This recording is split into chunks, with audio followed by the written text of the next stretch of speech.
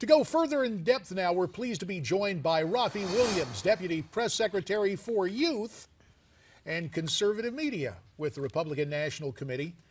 Pardon the pun, is for youth and for meath. That's terrible. Raffi, that was good. It's really rough. Early in the morning. Raffi, we're glad to have you here. And you're Skyping in from Washington. I won't ask you if you took it up with the chairman about what he's doing out in San Diego with you stuck in Washington. I won't go there. But I do want to go with news that there may be an appearance by Mitt Romney at this conference. Is that on the schedule? That is. Mitt Romney will be meeting with the RNC members on Friday, but we also have other great Republicans like Ben Carson, Rick Perry will be there as well. Scott Walker is going to be there, as well as the mayor of San Diego, Kevin Faulconer, who's the mayor of the largest Republican in charge of the largest city in the country. Raffi, you have said that the president will praise bipartisanship in theory, yet he's already threatening to get out that veto pen. And there are two things in particular that the Republicans seem to be zoning in on, one being the Keystone Pipeline and Obamacare. Can you explain what you mean by that?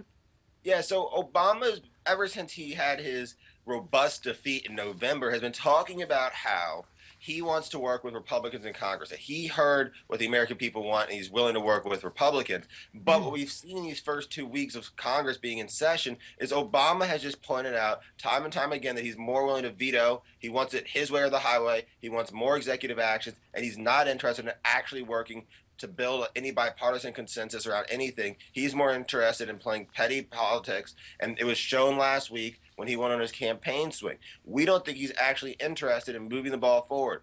We look at the 30-hour work week that's in Obamacare right now, and we want to make that a full-time work, a 40-hour work week, because that's traditionally what it's been, and it'll help American workers. It'll make sure that people don't have their hours cut to under 30, and we want to move it to 40 hours. He said he's going to veto that. That's a strong piece of legislation that has bipartisan support in Congress. Another one is, as you mentioned, was the Keystone Pipeline. Again, another piece of legislation that has bipartisan support. Most Americans support it. The unions even support it. Yet Obama still has issued a veto threat against that because he's dragged his feet for 6 years on the issues that matter and Americans care about.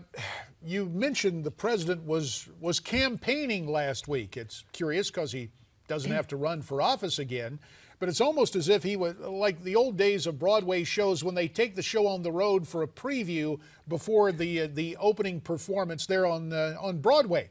The big stage is next week with the State of the Union message. Coming in, you heard what the president had to say about the economy and what some say will be his victory lap on the economy. What do you believe Republican leaders will respond with to that alleged victory lap next week?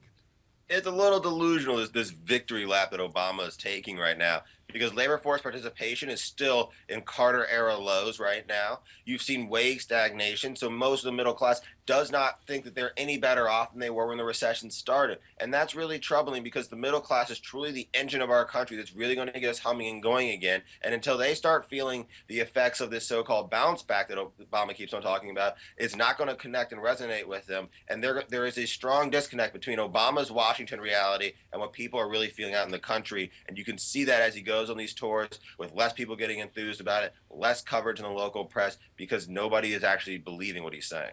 Raffi, let's talk education, because President Obama recently detailed a plan to make 2 years of tuition at a community college free for eligible students, but Republicans don't seem to like that idea and actually have an alternative proposal that they'd like to see go through. Can you talk to us about the HERO Act?